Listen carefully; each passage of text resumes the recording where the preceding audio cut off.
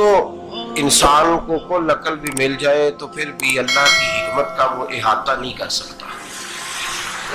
رب کریم کو زیادہ پتہ ہے کہ ہمارے لیے کون سی چیز بہتر ہے اور کون سی چیز ہمارے لیے نقصان کا باعث ہے۔ اللہ تبارک و تعالی کی حکمت یہ چاہتی ہے کہ میرے بندے پریشان نہ ہوں۔ رب یہ چاہتا ہے کہ میرے بندے کسی جگہ پہ بھی دقت اور پریشانی کا شکار نہ ہو۔ تو اللہ تبارک و تعالی نے راہ اعتدال اختیار کرنے کا حکم ارشاد فرمایا کہ تم اعتدال کے رستوں پہ چلو، معتدل زندگی گزارو، افراط و تفریط سے بچو۔ آج جس معاشرے میں ہم وقت گزار رہے ہیں، اس معاشرے میں ہم اس بات کو سمجھنے سے قاصر ہیں کہ اصل ہمارا مسئلہ کیا ہے۔ ہمارا اصل جو مسئلہ ہے اس کی شناخت ہمیں کیسے ہوگی اور ہم پھر اس تک رسائی کس انداز میں حاصل کر پائیں۔ ہم ہمیشہ اپنی آمدن بڑھانے کے چکر میں رہتے ہیں، ایک کام اور شروع کر لیں، پارٹ ٹائم جاب شروع کر لیں، کوئی سائیڈ بزنس اس کا آغاز کر لیں۔ ہماری جو دوڑ لگی ہوئی ہے وہ لگی ہے کام بڑھانے میں، آمدن بڑھانے میں۔ حالانکہ اسلام ہمیں یہ کہتا ہے کہ تو آمدن بڑھانے کے چکر میں نہ پڑ، اصل بات یہ ہے کہ تو اپنے خرچے کنٹرول کر۔ تنگ انسان وہ نہیں ہوتا جس کی آمدن تھوڑی ہوتی ہے۔ یہ توجہ کیجیے گا میری بات، یہ قیمتی بات ہے اور گفتگو ساری کا لب لباب ہے۔ تنگ بندہ وہ نہیں ہوتا جس کی آمدن تھوڑی ہوتی ہے، اصل پریشان وہ ہوتا ہے جس کے خرچے زیادہ ہوتے ہیں۔ اور ہمارا جو روزمرہ کا نقصان ہو رہا ہے وہ آمدن کے معاملات میں نہیں ہو رہا۔ بنیادی نقص جو واقعہ ہو رہا ہے وہ یہ ہے کہ ہمارے اخراجات زیادہ ہیں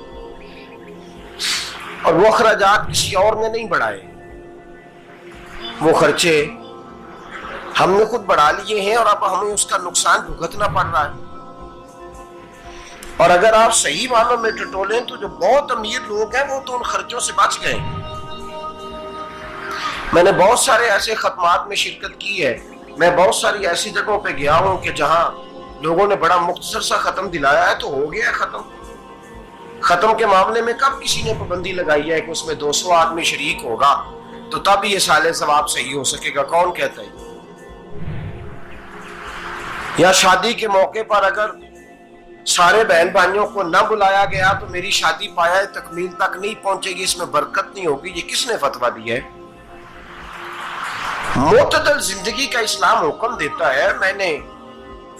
میں پڑھ رہا تھا کہ ایک بہت بڑا صدر ہے، غالباً سوڈان کے صدر کی بات ہو رہی تھی، تو اپنے بیٹے کی بارات لے کے گیا تو 4 لوگ گئے ہیں بارات اور 15 لوگوں کا اس نے اہتمام کیا اپنے گھر میں کھانا کھانے کا۔ تو کیا شادی ہو گئی کہ رک گئی؟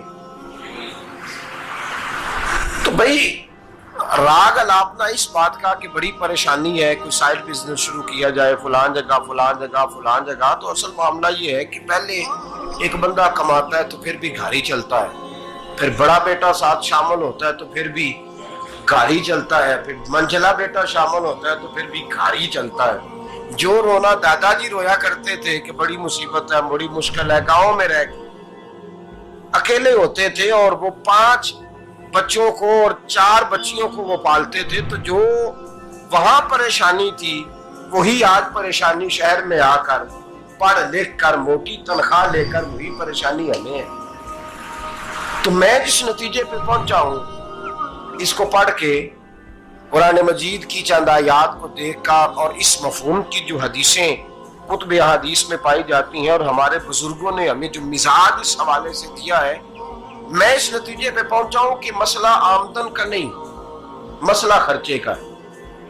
ہمارے خرچے بنیادی طور پر زیادہ، اور اگر پھر ہم زیادہ بوجھ خواتین پہ ڈالتے ہیں کہ وہ مطالبے زیادہ کرتی ہیں، اور اگر آپ مجھ سے پوچھیں تو خواتین کی بھی اگر کسی جگہ کوئی عادت خراب ہوتی ہے تو اس میں اصل کردار اس کا ہوتا ہے جو وہ عادت خراب تو کیوں اپنے گلے سے اتار کے آپ کسی کے گلے میں بات ڈالنے کے چکر میں ہیں؟ وہ خواتین کی طبیعت نہیں ایسی ہے. اصل بات یہ ہے کہ ہم نے عادت ڈالی ہے، ہم نے یہ مزاج ان کو دیا تو ان کا بنا ہے، نہ کیسے بن سکتا.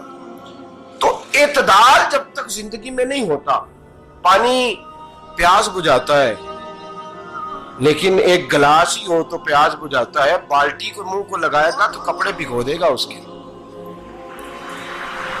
حالانکہ پانی بری چیز کا نام ہے، نعمت ہے نا بہت بڑی اللہ کی، لیکن پیالے میں ہی اچھا لگتا ہے. کوئی مٹکا منہ کو لگائے گا تو تانگ ہوگا، پیالہ ہی بہتر ہے اس کے لیے. تو میرے دوست، مٹکے سے بھی بعض اوقات کام چل جاتا ہے، لیکن اگر کوئی کہے نہیں مجھے دریا ہی چاہیے تو اس کا تو گھر بہ جائے گا، سارا گھر بہ جائے گا اس کا. ہمیں دریا قابو کرنے کا موڈ بنایا ہوا ہے تو اس سے گھر بہا کرتے ہیں، اس سے گھر بنا نہیں کرتے. گھر پیالے سے پانی پینے سے بنتا ہے.